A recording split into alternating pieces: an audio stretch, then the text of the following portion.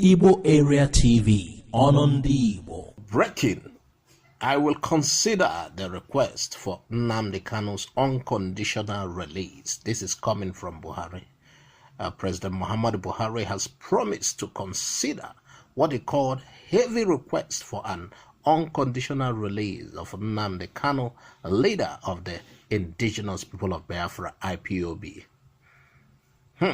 Buhari say it is a heavy request. You the word itself as you hold the guy because he represents the views of millions of people. Kanu, who is currently standing trial for treason, is in custody of the Department of State Services, DSS. The president made the promise on Friday while receiving a group under the aegis of highly respected Igbo greats led by First Republic parliamentarian and Minister of Aviation, former Minister of Aviation, Chief Mbazulike Amaechi, at the State House, Abuja. He said that the unconditional release of Kanu runs contrary to the doctrine of separation of powers between the executive and judiciary. So explain what his capture in that manner conforms with, since you know what its planned release runs contrary to. Holding my hammer, Buhari, be careful. Buhari told the 93-year-old statesman that you have made an extremely difficult demand of me as leader of this country. The implication of your request is very serious. In the last 6 years since I became president, nobody would say I have confronted or interfered in the work of the judiciary. God has spared you and given you a clear head at this age with very sharp memory. A lot of people have your age are confused already, but the demand you made is heavy. I will consider it. That is the partner told. He said, I will consider it. Probably something is about to happen. Something is in the, pipeline. If it be the goal, even before these elders went. The fact is, I see a possibility of Nnamdi Kanu's release. The moment the government began to delay the trial, I knew the plan has changed. The government is aware the trial too could bring disrepute to Buhari's government, and the Biafran agitation could get a major foreign sympathy. If they go further to try him, should I say too that there is a massive pressure for his release. The Igbo leaders are now part of calling for his release. Part of the reasons too could be the mode of his kidnap, because that thing that happened is not arrest too. That thing that kidnap. So you kidnap somebody, you got to free him. That kidnap is painting a bad image of Nigeria. Another reason too is that they are aware of what he was fighting for. The Biafran agitation became stronger as killer Fulani headsmen activities increased. Aside the alarm always raised by people like Nnamdi Kanu, the Fulani headsmen activities are enough to set any nation ablaze. And other regions who do not earlier agree with what Nnamdi Kanu was saying, they are already seeing it with their eyes. Meanwhile, I would like to commend the Igbo leaders who embarked on a trip led by Mbazulike Amaechi. That was a nice job.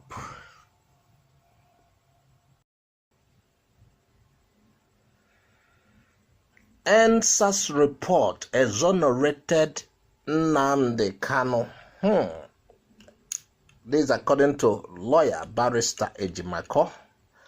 and recalled that the Lagos State Panel of Investigations recently released report on the Lekki Toll Gate incident, indicting the police and Nigerian army.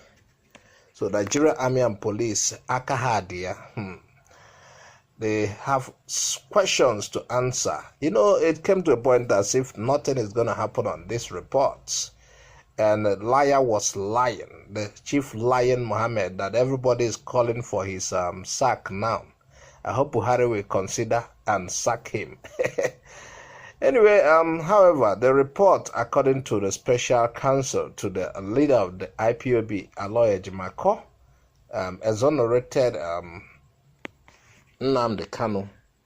Ejimako said the report contradicted claims by Attorney General of the Federation, Abubakar Malami, that the indigenous people of Biafra, IPOB, participated in the protest. Stating his facts, Ejimako recalled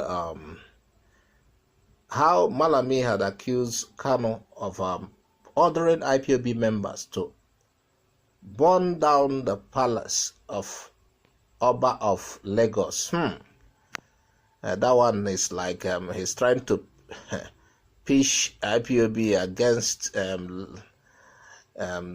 Yoruba people, but they didn't work. They didn't buy that market. They said Malami had alleged that IPOB leader had hijacked the Endsars protest. He claimed that the Biafra agitator took advantage of the Endsars protest to create mayhem that led to the death of security agents. Perhaps this is what they plan to charge him on. Meanwhile, this is part of the charges they plan to put against him, and now seems the Endsars report has exonerated him. According to him, Kanu seized the protest through subversive and inciting statements. But the Lagos Endsars panel report, as released earlier in the week, had no mention of Kanu hijacking the protest. So, reacting to that, Ejimako berated Malami of failing to mention those killed during the protests. Well, I never saw Biafra flag raised during Endsars NAM protest, even though Nnamdi Kanu on Radio Biafra did encourage the protesters to carry on. I'm also happy because there was an attempt to tie it on Igbos, but the Southeast also got its own share of the destruction. I want to also commend the team of investigators, the panel on Endsars, for having finished on their investigation and coming out with conclusions. And surely the killers of Nigerians who were merely protesting for a better life should not go unpunished.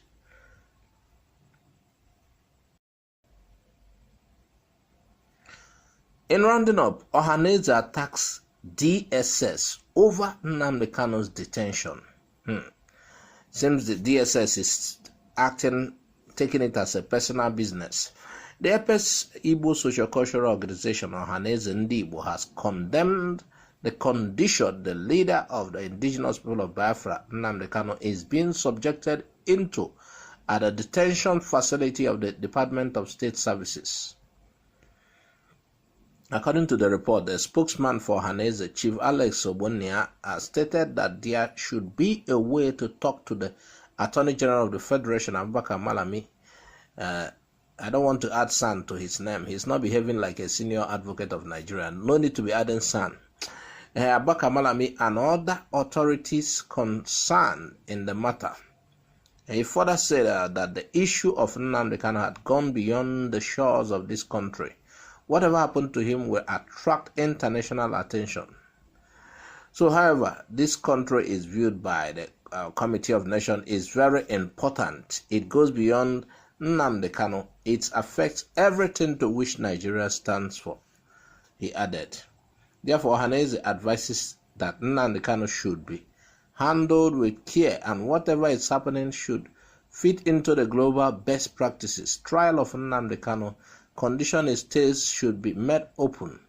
And meanwhile, the spokesman of the DSS, Peter Afunnaoke, said the DSS is not likely to make any public statement on a matter that is sub judice. Added that any aggrieved party can seek redress as appropriate in law. In the last court session, there was an altercation between Nnamdi Kanu and the DSS man that always accompanied him to the courtroom over the limitations of some members of his defense team. Nnamdi Kanu was angry due to the problem his defense team are facing, having access to the courtroom. And it's like after that particular incident, the DSS stiffened his punishment in their facility.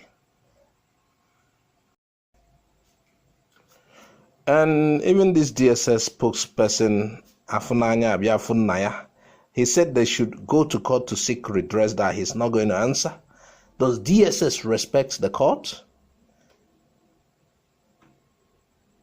So what these guys are. Anyway, Ebulo Ozuonyo Zodukewi Wunko. This is where we round up on this story. Add your comment on the comment section of this video. Please subscribe if you have not subscribed. Also click on the bell icon to get our updates anytime it drops. Bye for now.